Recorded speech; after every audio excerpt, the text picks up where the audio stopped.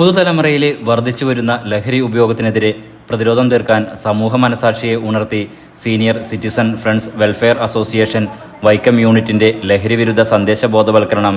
Senior citizen friends welfare association Vaikom unit president Rajan അക്കരപ്പാടത്തിന്റെ അധ്യക്ഷതയിൽ നടന്ന ബോധവൽക്കരണ പരിപാടി നഗരസഭാ ചെയർപേഴ്സൺ പ്രീത രാജേഷ് ഉദ്ഘാടനം ചെയ്തു. ശ്രദ്ധിക്കാൻ പറ്റാത്ത ഒരവസ്ഥയിലാണ് അച്ഛനമ്മ നേരത്തെ വെച്ചാൽ അമ്മ വീട്ടിലുണ്ടാവും.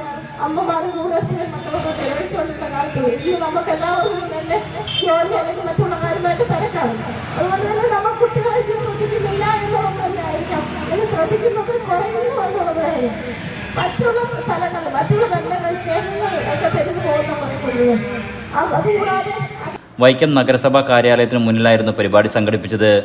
സംസ്ഥാന ജോയിന്റ് സെക്രട്ടറി ശശികുമാർ നായർ ലഹരി വിരുദ്ധ പ്രതിജ്ഞ ചൊല്ലിക്കൊടുത്തു. എല്ലാ പ്രയത്നത്തിലും പങ്കാളികളാകുമെന്നും ഞാൻ പ്രതിജ്ഞ ചെയ്യുന്നു. പ്രതിജ്ഞ പ്രതിജ്ഞ പ്രതിജ്ഞ. Vaikom Janamaithri police PRO K Suresh Kumar, excise preventive officer Robin മോൻ എന്നിവർ ലഹരി ബോധവൽക്കരണ ക്ലാസ് നയിച്ചു. ഓരോ രക്ഷകർത്താക്കളോടും നിങ്ങളുടെ മക്കളുടെ പ്രായത്തിലുള്ള ആളുകളായിരിക്കും അവരോട് നിരന്തരം മക്കളെ എങ്ങനെ സംരക്ഷിക്കണമെന്നും മക്കളെ എങ്ങനെ വളർത്തണമെന്നും മുതിർന്ന ആളുകൾ എന്ന രീതിയിൽ നിരന്തരം പറഞ്ഞു കൊടുക്കാൻ നിങ്ങൾക്ക് സാധിക്കണം. വലിയ മാറ്റം ഉണ്ടാക്കാൻ നിങ്ങളെ പോലുള്ളവർക്ക് സമൂഹത്തിൽ സാധിക്കും.